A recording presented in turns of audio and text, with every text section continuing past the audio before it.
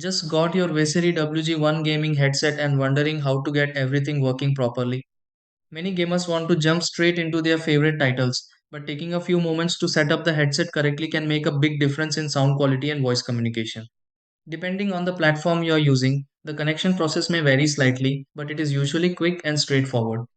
In many situations, using the Weseary WG1 gaming headset only requires a proper connection and a few audio adjustments. Before changing random settings or assuming something is wrong, these are the steps you can try to fix this and start using your headset correctly. 1. Connect the Weseary WG1 headset to your PC, console, or compatible device. 2. Position the microphone comfortably and adjust the headband for a secure fit. 3. Set the headset as the default audio and microphone device in the system settings. 4. Use the built in controls to adjust the volume to your preference. 5. Test game audio and voice chat to confirm everything is working properly.